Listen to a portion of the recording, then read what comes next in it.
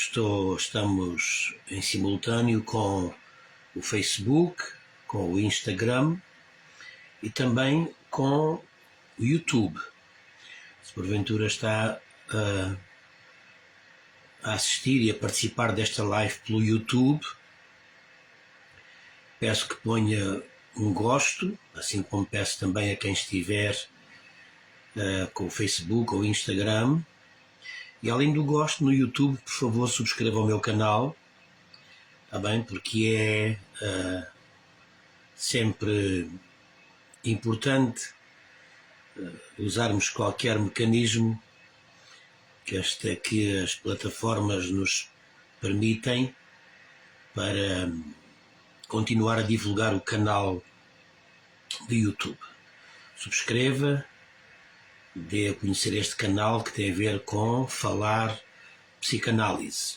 E assim a mesma coisa com o Instagram e também com o Facebook.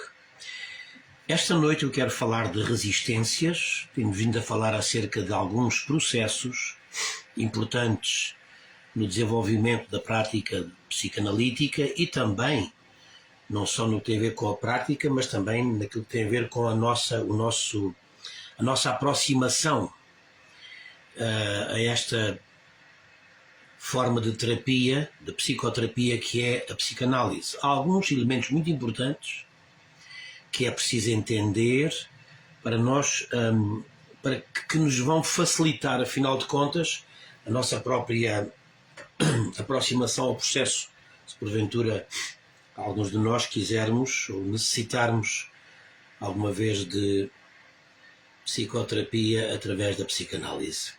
Então, por essa razão, eu quero falar hoje do conceito de resistência e com certeza que vai fazer muito sentido. Antes disso, eu quero começar, aliás, ao começar a falar disso, eu quero ler uma frase, uma linha de texto que está no livro do Gênesis, no capítulo 3 e no versículo 7, e diz: cozeram, pois, folhas de figueira e cobriram-se. Diz que quando Adão e Eva descobriram que estavam nus, diz então que eles cozeram folhas de figueira e assim cobriram-se. Eu quero falar de resistência porque aqui está uma metáfora. Esta indicação, esta informação de que terão cozido folhas de figueira para tapar os seus órgãos genitais, isto em si é uma metáfora do processo de resistência. Já lá vou e não vai embora porque vai fazer muito sentido o que estamos a dizer. Resistências é o que nós estamos a falar. O Diogo Sousa chegou, boa noite professor e amigo Luís, diz ele, cá estamos. Diogo Sousa e a esposa, Meninha. Gostei muito, Diogo Sousa, dessa memória que pôs hoje no seu mural de Facebook. Muito bonita essa memória. Também a Cândida Baião chegou e disse boa noite professor e também para todos os que assistem. Muito bem. Também no Instagram, se alguém quiser marcar a sua presença, por favor. Ora bem, vamos então a isto. Resistência. Aristóteles, na Grécia Antiga, disse uma coisa muito importante que é o seguinte. Disse ele que o homem tende por natureza à sabedoria. Portanto, é coisa natural no homem ele tender à sabedoria. Agora, temos que entender o seguinte: para cada tendência pode surgir uma resistência. Anote este código. Para cada tendência da minha personalidade, para cada tendência dos meus dons, para cada tendência da minha natureza, há sempre resistências. Se nós considerarmos que o homem tende por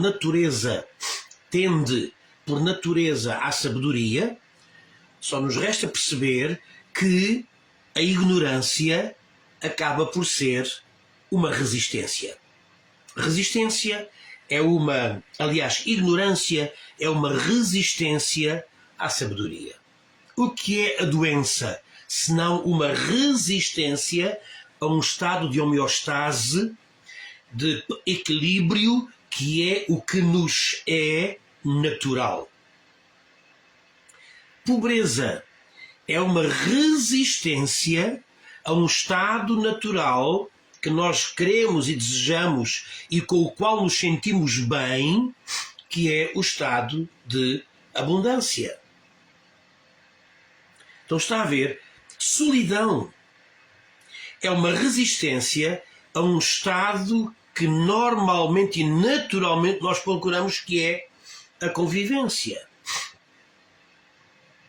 Então, o que eu estou a dizer hoje é que as resistências existem em nós e dificultam o acesso às nossas melhores tendências. Isto é um conceito da psicanálise que eu vou explicar. À medida que eu vou falando, vocês vão vendo que vai fazendo sentido. Agora, outra coisa que eu quero dizer é que as resistências não descrevem, não representam, não expressam a nossa identidade. O que nós somos é aquilo que as nossas melhores tendências vão provocando em nós. As resistências não representam a nossa identidade. Por essa razão, não faz parte da nossa identidade a doença. O que faz parte é a homeostase, a saúde. Não faz parte da nossa natureza a pobreza. O que faz parte da nossa natureza é a abundância. Não faz parte da nossa natureza a ignorância, mas sim a sabedoria. O problema, sabe qual é? É quando as pessoas começam a carimbar as outras, a pôr selos e carimbos nas outras pessoas em função das resistências que elas apresentam. É tão fácil considerar uma pessoa... É tão fácil considerar que aquilo que é uma resistência que existe e que dificulta a melhor expressão dela mesma, é muito fácil outra pessoa colocar um carimbo e dizer essa pessoa é isso. E isso muitas vezes é a resistência que a pessoa tem. E que resistências são essas, Luís? As resistências são sintomas inconscientes. Do quê? As resistências são sintomas que nós utilizamos porventura na dificuldade que nós temos do acesso ao melhor de nós. Quando nós criamos uma resistência no que tem a ver com o acesso a um conteúdo inconsciente, que é dolorido, que dói, que é incómodo, mas que precisava ser acedido, resolvido, para ser tratado. Quando nós criamos resistências de acesso a esse conteúdo psíquico do inconsciente, um trauma, alguma coisa que provocou uma neurose, um recalcamento, quando nós dificultamos o acesso a esse conteúdo para gerar cura, aí nós estamos a criar uma resistência. Uma resistência aparece depois cá fora de muitas formas.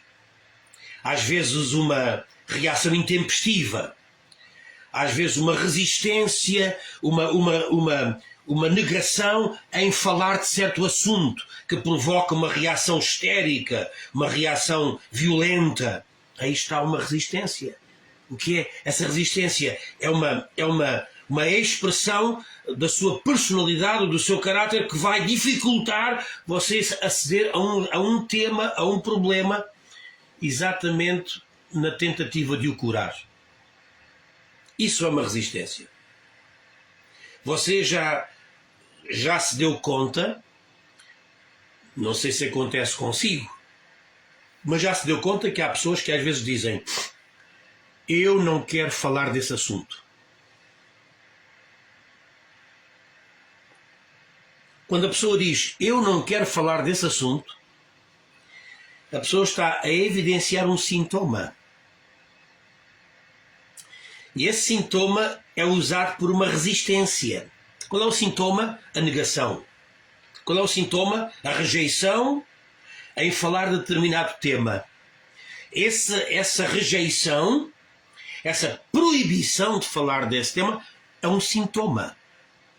A pessoa revela essa sua instabilidade, revela esse seu incómodo, às vezes uma certa ansiedade que esse tema provoca, e essa ansiedade, essa revolta, essa agressividade são sintomas. Na psicanálise chama-se isso sintomas, que provocam o quê? Resistência. Então, aqui nós temos... Aqui entendemos o que é resistência. Imagine, quando, por exemplo, quando nós agimos de forma a não conseguir lidar com desejos do nosso inconsciente, pulsões, impulsos do nosso id. Quando nós não conseguimos lidar com esses impulsos, acabamos por criar sintomas, muitas vezes tem a ver com, já falei dos mecanismos de defesa do ego, criamos sintomas que vão mostrar que há ali um problema emocional, e esse sintoma revelado é uma resistência. Portanto, o que eu estou a dizer hoje é que, na tentativa de nós lidarmos com conteúdos, com memórias, com histórias, com impressões, com emoções, na tentativa de nós evitarmos lidar com isso, e isso adoece-nos, já lá vou. Na tentativa de nós tentarmos lidar com isso, nós criamos sintomas. Há logo sinais que mostram que aquela pessoa está a tentar fugir àquela situação. E é aí que surge, o que eu estou a dizer hoje, surgem as resistências.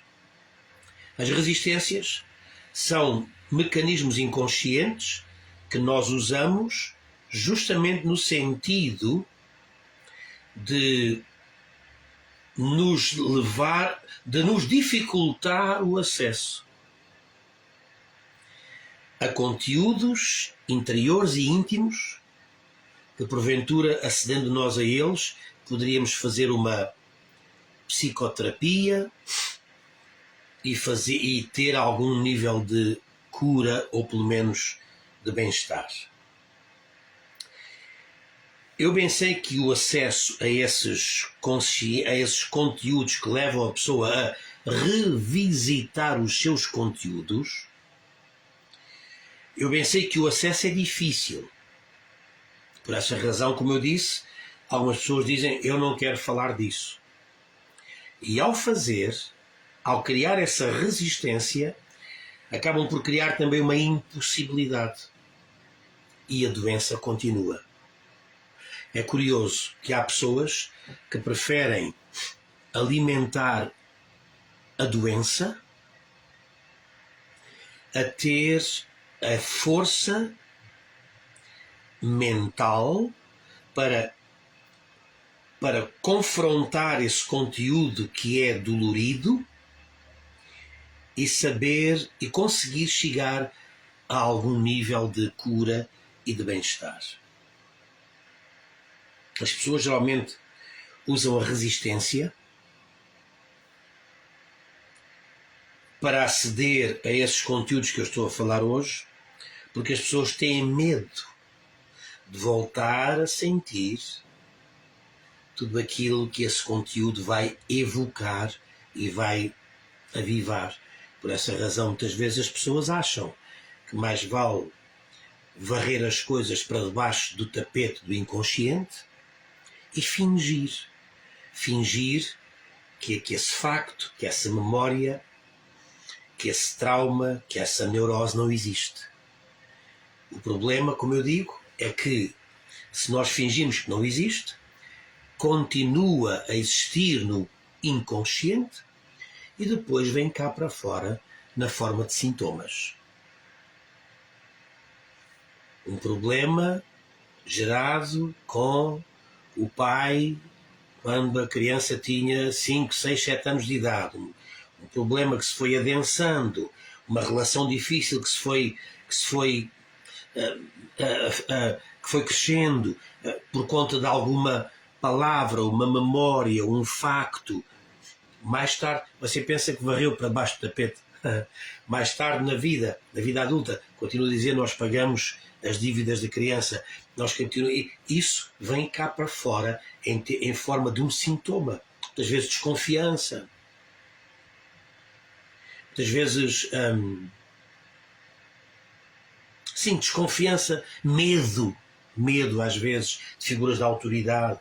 A pessoa não sabe porque é que tem medo, mas fica nervosa perante pessoas que impõem, porventura, alguma presença de autoridade. A pessoa fica com medo. Depois até, muitas vezes, acaba por criar um mecanismo de reação, de tentativa de desprezo, tentativa de agressão emocional contra... Porquê? Tem a ver com um conteúdo de criança que não foi tratado e que tinha a ver com a forma como, porventura, se desenvolveu a relação com uma figura de autoridade no passado. Esse sintoma que a pessoa revela é, afinal de contas, o quê? É uma resistência para que a pessoa continue a não aceder ao conteúdo primitivo. Uma resistência é tudo aquilo que no seu psiquismo, termino com isto hoje, uma resistência é tudo aquilo que no seu psiquismo você vai desenvolver para o impedir a si de tocar nas zonas sensíveis que porventura acabam por adoecer a sua vida, quer psíquica, emocional ou até fisicamente. Quero deixar uma palavra de esperança, de conforto, de confiança. Todo o conteúdo que se revela disfarçado num sintoma, vê se entende o conceito, todo o conteúdo antigo, esse recalque, essa neurose, esse trauma causado por alguma ou algumas situações que estiveram lá nas suas fases de desenvolvimento. Tudo isso vai levar você a ter ações, reações, respostas, pensamentos, obsessões, vícios, angústias, medos, tudo isso que depois se revela como sintomas, simplesmente porque são o resultado desse mal-estar interior, que você disfarça, que você joga para debaixo do tapete, que você finge que não tem. Esse sintoma que aparece, que revela que alguma coisa aí não foi tratada, você não chega lá. Porquê? Mas se eu tenho o sintoma, porquê é que eu não chego lá, Luís? Porque você tem resistências. Entendeu? Você resiste. Como é que resiste? Com desculpas, com tentativas de justificação, enfim, muitas formas de resistência que o vão impedir ou que vão satisfazer a sua vontade de não aceder a essas questões, mais doloridas. E por essa razão é que eu falei de Gênesis capítulo 3. Termino com isto. Havia aqui um processo de transferência, lembram-se que eu expliquei já, a transferência tem a ver com a forma como nós nos transferimos energeticamente para outras pessoas, a forma como nos relacionamos, a forma como nos aproximamos, aquilo que nós dizemos, a energia que nós transmitimos. Esse é o processo transferencial, como eu já disse. Então, Adão e Eva, em Gênesis capítulo 3, estão no meio de um processo transferencial. Há ali conversa, há ali coisas a serem ditas e problemas a serem tratados. Vocês conhecem a história. Então há ali problemas a serem tratados numa relação, digamos, dialética entre o homem e Deus e o homem. O que é que o homem faz da parte do homem? O que é que ele faz? Tapa, cose folhas de figueira e tapa-se e esconde-se. Aí está uma resistência. E eu quero dizer hoje que esta história bíblica diz-nos simplesmente uma coisa. Você e eu temos as nossas folhas de figueira. Eu vou repetir. Você e eu temos as nossas folhas de figueira. Temos os nossos mecanismos de resistência para que certos conteúdos, certas memórias, certas neuroses fiquem lá sossegadas e quietas. Porque nós, entretanto, criámos uma barreira de separação entre nós e nós.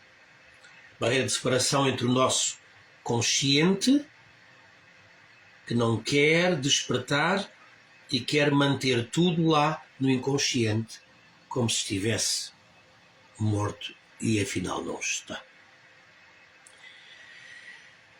Todos nós temos as nossas folhas de figueira. Você tem as suas folhas de figueira, eu tenho as minhas folhas de figueira. São as nossas resistências aos nossos conteúdos mais sensíveis e que, porventura, se tivermos nós a capacidade de as tirar, de rasgar as folhas de figueira, todas as resistências, e com humildade acedermos aos nossos conteúdos, às nossas histórias, será muito importante perceber que uma forma nova de vida acontece cada vez que você se decidir a rasgar as suas folhas de figueira.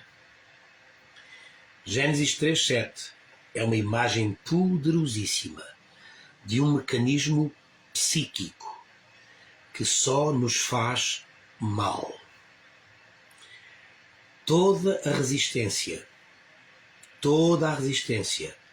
vai ser impeditiva de um acesso honesto aos nossos conteúdos que aparecem cá fora em forma de sintoma, que eu já expliquei, conteúdos que porventura sendo tratados, sendo abordados, sendo desarmadilhados,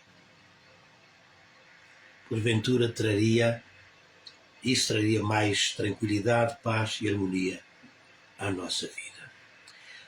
Vou terminar. A Cândida diz: eu realmente gostava muito de ter acesso a algo mais de psicanálise, acredito que a mim me iria ajudar muito. Continuo dizendo, porque sei que estão cá no recalque.